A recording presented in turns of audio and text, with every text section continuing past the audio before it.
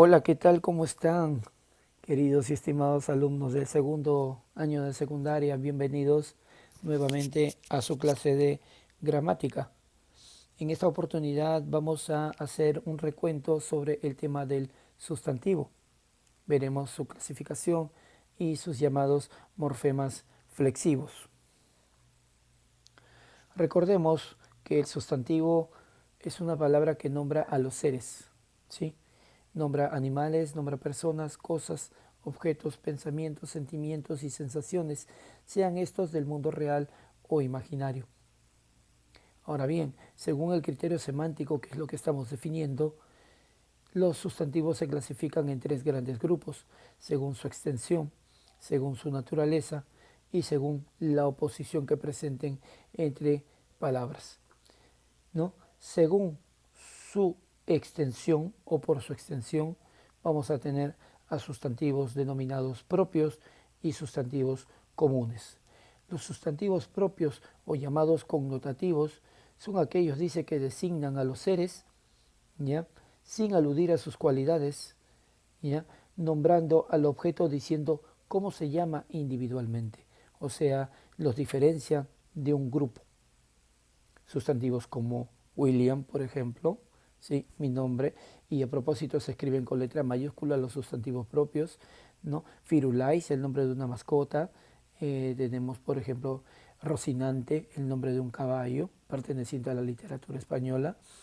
El nombre de un país, por ejemplo, puede ser Ucrania, puede ser Estados Unidos, ¿no? El nombre de un río puede ser río Amazonas, ¿ya? Un continente puede ser África, o una galaxia puede ser esta Andrómeda. Y vuelvo a recordar que los sustantivos propios se escriben con letra mayúscula. En cambio, los sustantivos comunes, sí, los sustantivos comunes son también denominados connotativos. Son aquellos que designan a los seres u objetos refiriéndose a sus cualidades de manera general.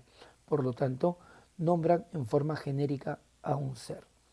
Sustantivos como árbol, televisor, foco, mesa, fiesta, hombre, río, etc. Ahora bien, a su vez los sustantivos comunes se pueden subdividir en individuales y en colectivos. Los sustantivos individuales, como su mismo nombre lo dice, nombran o dan una idea de cantidad unitaria o singular, o sea, nombran a un solo ser. Ejemplos como sala, silla, pez, árbol, álamo, ¿no?, eslabón, bruja, mujer, huevo o peldaño. Son algunos de los ejemplos de sustantivos individuales. En cambio, los sustantivos colectivos dice que dan una idea de cantidad conjunta o nombran a varios seres, pero estando en singular, o sea, nombran a seres que pertenecen a una misma clase, pero que este sustantivo permanece en singular. Por ejemplo, tenemos sustantivos colectivos como cardumen o banco, que es conjunto de peces, plumaje, que es conjunto de plumas, tenemos macoya, que es un conjunto de tallos, constelación, que es un conjunto de estrellas, también se dice pléyade, tenemos ovada, que es un conjunto de huevos, sillería, un conjunto de sillas, jauría, ¿no?, el muy conocido jauría, conjunto de cerdos, y recua, conjunto de mulas. Ahora bien, por su naturaleza, tenemos a los llamados sustantivos concretos, que nombran, dice, a seres que pueden ser percibidos con los sentidos, ¿no? Seres perceptibles por los sentidos, seres materiales. Tenemos, por ejemplo, concretos como perro, coche, almohada, el frío, ¿sí?, que se puede sentir en este caso por el sentido del tacto, la sombra por el sentido de la vista, una huella de la misma forma, y la temperatura, que también por el sentido del tacto. En cambio, los abstractos son aquellos, dice, que indican cualidades que no se pueden percibir por los sentidos. Básicamente indican cualidades, sentimientos o acciones pertenecientes al mundo real, pero no presentan dimensiones físicas individuales. ¿no?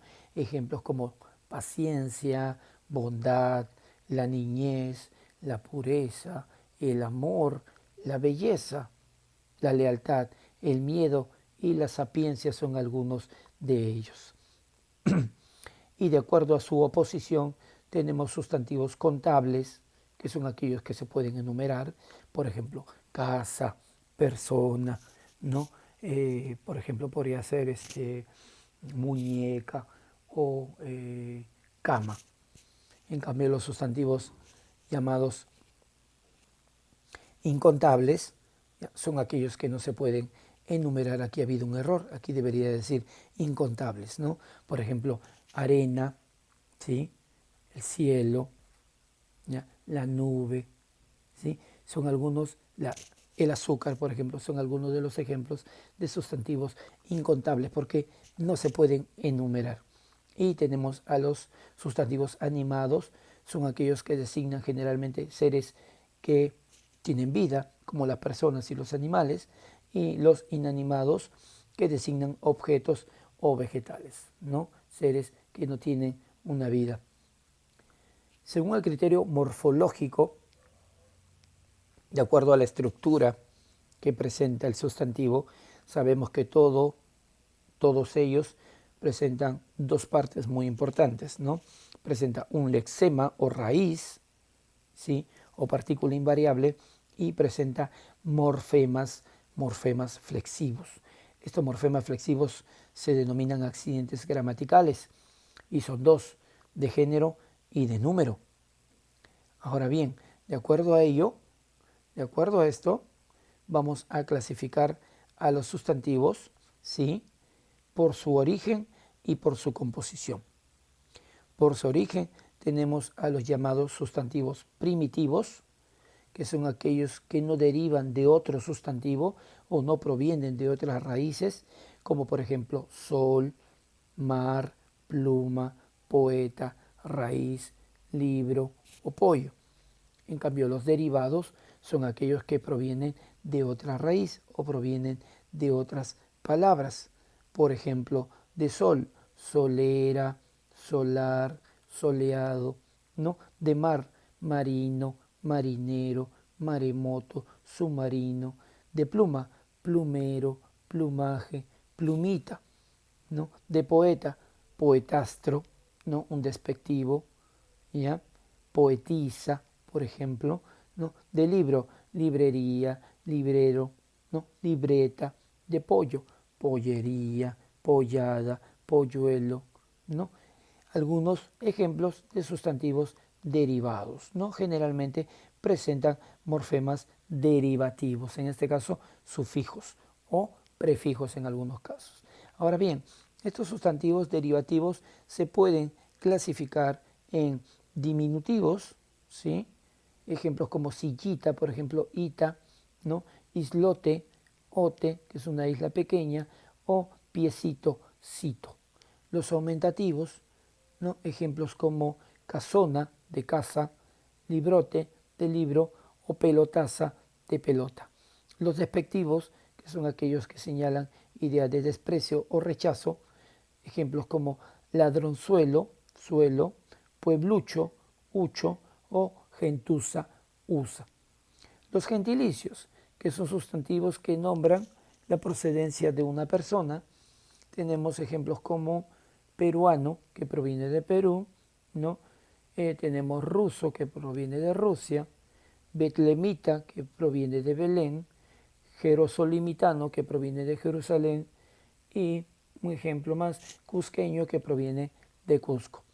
Los patronímicos son apellidos que derivan de los nombres generalmente provenientes de España, ¿no? Patronímico como López, que proviene de Lope, patronímico González, que proviene de Gonzalo, y Álvarez, que proviene de Álvar. Y los hipocorísticos, ¿no? Que son sustantivos que señalan un nombre designado de manera familiar o muy particular, ¿no? Ejemplos como Pepe, de José, Pancho, de Francisco, o Vero, de Verónica, o por último, Meche, de Mercedes. Y de acuerdo a su composición, dice, Tenemos sustantivos simples que están compuestos por una sola raíz, por ejemplo, cielo, por ejemplo, uñas, ¿no? Y los compuestos formados por dos o más raíces. Ejemplos como rascacielos, ¿no? Pinta uñas, corta uñas, abre latas, ¿no? Sobre todo, boca calle, mata moscas, etc. Y para poder terminar esta parte, el criterio sintáctico, el cual nos habla de las funciones que cumple el sustantivo dentro de una oración, sí, dentro de una estructura, ya como función. Sabemos que básicamente el sustantivo cumple las funciones de núcleo del sujeto, elemento más importante del sujeto, pero también puede cumplir las funciones de objeto directo, ¿sí? Como complemento del núcleo predicado, objeto indirecto, como parte de la frase que señala a la persona que recibe el daño o beneficio de la acción, como núcleo de una aposición, como elemento que repite la idea del núcleo del sujeto, como núcleo de un complemento llamado agente, que es quien realiza la acción pero dentro del predicado, o como parte de un complemento circunstancial, que puede ser de lugar, de tiempo, de cantidad, de instrumento, de compañía, etcétera. Esto ha sido un resumen muy detallado con respecto al tema del sustantivo como primera palabra gramatical. Muy importante el conocer estos aspectos, ¿no? Porque hay que considerar que el sustantivo, al igual que el verbo, son las dos palabras más importantes dentro del estudio del castellano. Y es bueno conocer estos aspectos. Luego de ello, como siempre, ejercicios para poder complementar nuestro conocimiento del tema en cuanto a lo que es reconocimiento de sustantivos concretos y o abstractos. Recordar que los concretos tienen existencia real, se pueden percibir con los sentidos, en cambio los abstractos no, generalmente están ligados con los sentimientos, las virtudes y los defectos. Por ejemplo, sirena, ¿no? Como ser mitológico es concreto porque tiene una existencia real, no es que exista o haya existido, pero en este caso se puede representar, ¿no? Tiene una representación en cuanto a una figura, a una forma, ¿sí? Mediante las películas y esas cosas. Hermoso, ¿ya? Aquí sería hermosura, ¿no? La hermosura como sustantivo, porque hermoso aquí está como adjetivo. Espero aquel alumno que pueda ver este video antes de la clase, sí, pueda hacerme la corrección, entre comillas, la corrección, porque a veces una palabra está puesta con un sentido para ver si el alumno está entendiendo el tema. ¿Sí? Sabemos que hermoso es un adjetivo, por lo tanto, el sustantivo sería la hermosura. Ahora bien, la hermosura es abstracta, ¿sí?